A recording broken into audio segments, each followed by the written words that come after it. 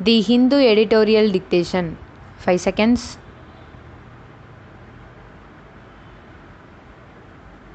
Commence. Navigating the storm. The 15th Finance Commission has adapted well to swiftly shifting sands. A pair of balanced scales representing the Union of India and the states, the cover visual of the 15th Finance Commission's report for the period 2021 to 22 to 2025 to 26 seeks to highlight the Commission's endeavor to maintain an equitable approach at a time when the center and states are facing unprecedented revenue stress and fiscal demands. The center has accepted much of the Commission's broad recommendations, including giving states a 41% share of the divisible pool of taxes and revenue deficit grants of nearly rupees 2.95 lakh crore for 17 states over the next 5 years. It has also acceded to the Commission's suggestion to make grants towards urban and rural local bodies conditional upon states setting up their own finance commissions and publishing online the accounts of local bodies. And 60% of these grants will be further linked to these bodies providing sanitation and water services. There is an in principle nod to the panel's suggestion to set up a non lapsable dedicated fund to support defense and internal security modernization, a response to the center's belated request to examine if such a fund can be considered for funding defense capex beyond normal budget allocations.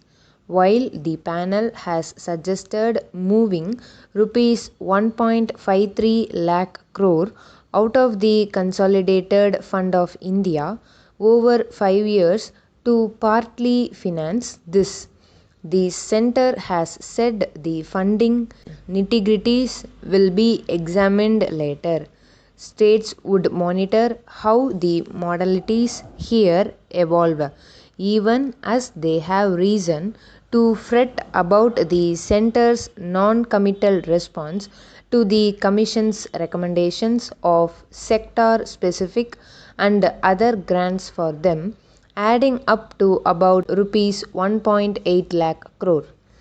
It is up to the center now to ensure that states do not feel shortchanged from the new fiscal framework given their frayed ties over GST compensation dues.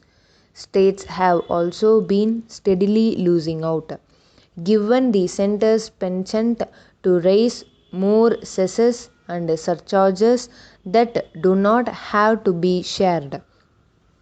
This budget has seen an encore with the agriculture infrastructure development cess. One wishes the Commission had at least noted its displeasure on this practice, like its predecessors did. Unlike them, however, the N.K. Singh led panel had to cope with a tumultuous shift in the domestic and global macroeconomic landscape. At home, the Planning Commission was dissolved and GST introduced.